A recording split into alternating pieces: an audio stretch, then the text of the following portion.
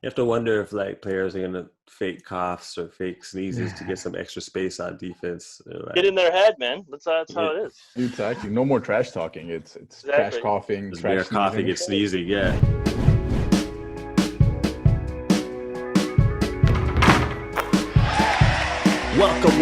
Welcome to 3 in the Key on CBC Sports. I'm your host, Anson Henry.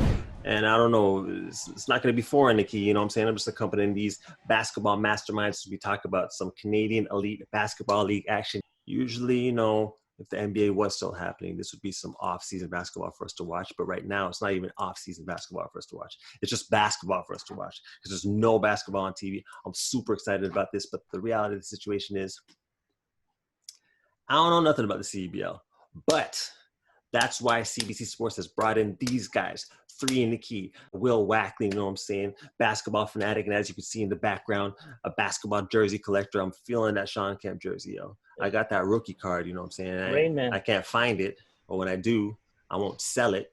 We got Elias El-Zein, strong supporter of anything basketball and anything that comes out of Ottawa. And also, we got Fuad Ahad, quiet, unassuming, but you know, when it comes to hoops, he's got plenty to say, and you're going to see that today. What's up, guys? How's it going? Tell me, what's up? Y'all excited about this CEBL coming up? We got live sports, man. Live sports.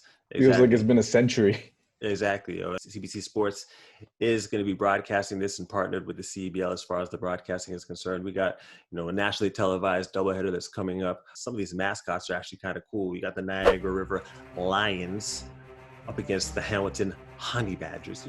That's coming up at 1:30 Eastern. We got the Ottawa Blackjacks expansion team. They're going to make their league debut against the Guelph Nighthawks coming up at 3:50. Doubleheader on CBC, going to be broadcasted live. So we need some background, yo. We need to have an understanding of what's going on in the league, what separates the CEBL from other basketball leagues. So Elias, I need to know what teams to look out for and what people to look out for as we're going into the CEBL season.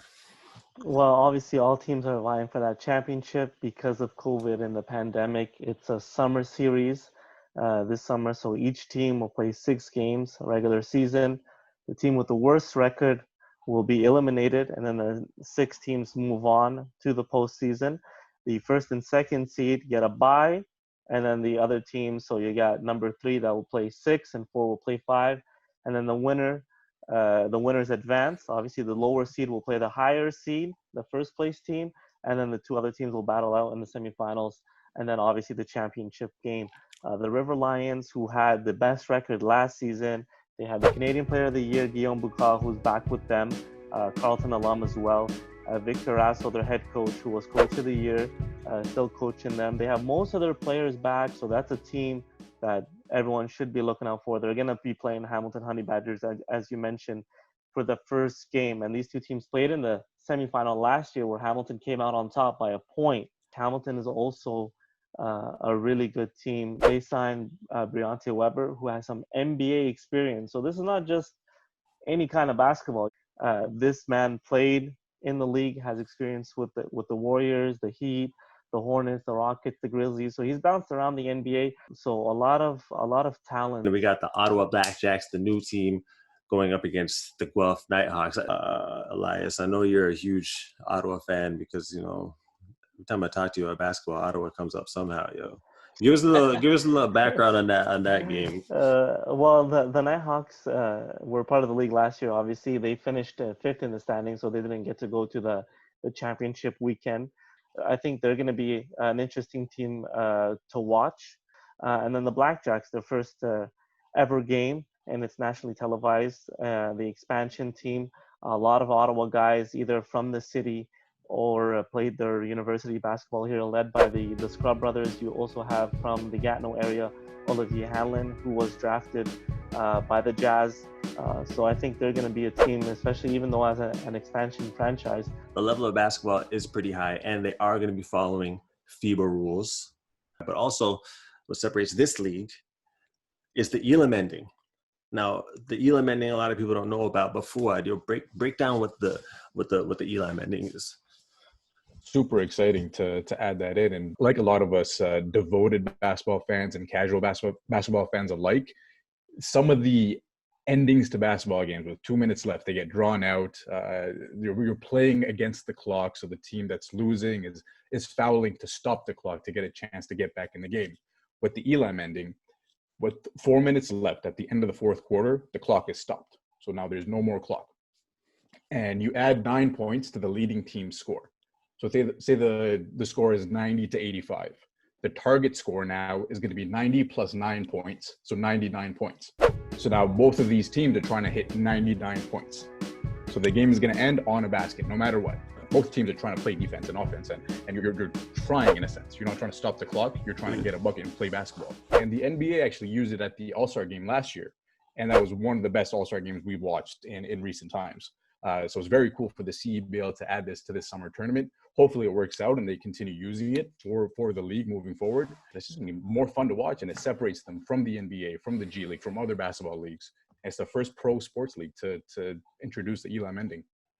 As far as, the presentation of this actual tournament, it's some challenges coming in because of the whole COVID situation. You can see right now we're even doing this broadcast through Zoom because we got to social distance and do what we have to do to just get this across. But to get some basketball across, they actually have to take some precautions and some different measures to even be able to show some basketball.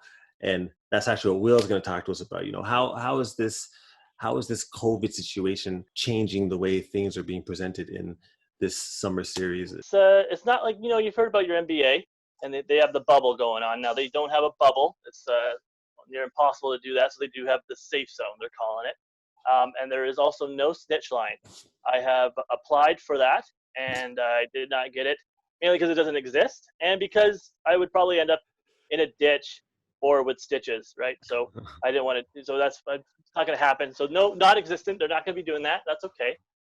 But you will see a bit lighter defense, I'm sure. You don't want to get too close to these guys on defense. So they're going to be playing the ball more, I believe. But I mean, St. Catherine's health professionals have done a great job keeping these guys safe, and they're doing the same thing you see from the NBA. They're going in and they're testing them, and they're taking their time with it, and it's they're doing the best they can. I mean, what happens when somebody gets sick? I don't know. I'm not sure if you're gonna put them on the DL list, or you're gonna put them on the Corona list. I don't know. If there's a separate list, it can't be like, oh, thank goodness he doesn't have COVID. He has an ACL tear. That's gonna be weird, but. It's going to be tough, but I think, the fact that they're going to be the first league on during this pandemic is huge. All eyes on them, and big up on for them and St. Catherine's to put it on and have this series happen this weekend. Super cool that it's actually happening. Like Anson, you mentioned, it's supposed to be an off-season thing where, these guys are normally playing out in Europe, playing, in other leagues around the world, and it's supposed to be a May to August league. So for the league to actually come around and plan this tournament out, it's awesome. And to have Canadian basketball players showcasing their talent in ways that they haven't been able to do in their own country, again, it's awesome for CBC Sports to help showcase that talent. The following weekend, we'll have another doubleheader, and then we'll also be nationally broadcasting the semifinals and the championship final. Do not miss out. We will be doing some previews and some reviews of what's going on during the tournament. So keep an eye out for 3 in the Key on CBC Sports. You got picks? Who's got picks? You want to do some? You got what's the over under? You guys? I'm just kidding. We could do. Well, I gotta go with Ottawa because the whole team's Canadian. Ain't that what you said, That's right. Elias? Yeah, that's true. What do y'all think? I think I like the Honey Badgers right now. Just for last year, they stunned the River Lions, getting in the championship there, and then narrowly losing. I got the Honey Badgers. I know all y'all are going to go Ottawa. That's okay.